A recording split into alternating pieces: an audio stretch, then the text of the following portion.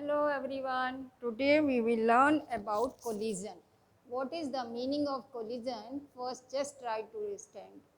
Please, collision का मतलब होता है टकराना, किसी भी दो बॉडीज़ का या पार्टिकल्स का टकराना। अब ये टकराना यहाँ पे कैसे हो सकता है, हमारी साइंस में अब ये समझेंगे। We are taking two bodies A and B, दोनों की वेलोसिटी जो है यू ए यू बी है, और ये before collision they are coming in this way, they are approaching to each other. It means velocity direction is opposite. When they collide to each other, A and B, for very small interval of time, और A और B टकराने के बाद उनकी मान लीजिए velocity जो है VA और VB हो जाती है। अब VA VB वेलोसिटी में बहुत सारी सिचुएशंस हो सकती हैं कि हो सकता है कि A और B दोनों स्टिक कर जाएं, हो सकता है ए या बी में कोई एक बॉडी रुक जाए, मे बी पॉसिबल कि both will go in the same direction, and may be कि one body will speed up and other will be speed down. तो it depend on the nature and conditions पे, उस पर depend करती हैं।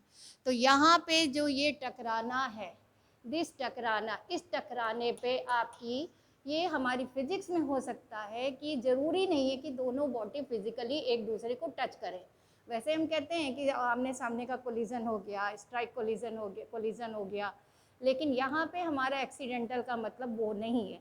हमारा मतलब ये है कि ये दोनों एक दूसरे को, ये जो चल के आ रही हैं, ये दोनों एक दूसरे को यहाँ पे टच भी करें और ना भी करें। हो सकता है ए और बी के बिल्कुल एक दूसरे के पास से निकले तो इनकी जो मोशन में है वो इफेक्ट पड़ जाए, इनका इन्फ्लुएंस दिखाई देने लगे टकराने का, तब ये थोड़ी सी मालूम पड़ा कोई तेज हो गई, कोई धीरे हो गई या कोई रुक गई।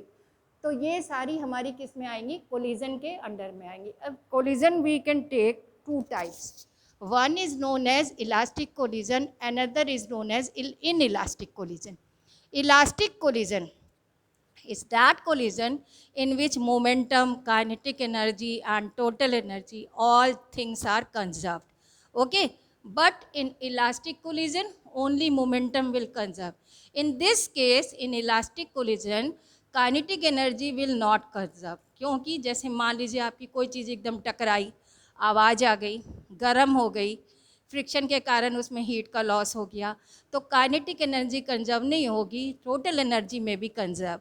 अब जैसे हमने यहाँ पे एग्जांपल लिया, बुलेट हिटिंग ए टारगेट, किसी गन से कोई बुलेट निकलती है, किसी टारगेट को हिट करती है, तो वहाँ पे आवाज़ होती है या थोड़ा सा गर्म हो जाता है, तो यहाँ पे kinetic energy is not conserve. So this is the situation of inelastic collision.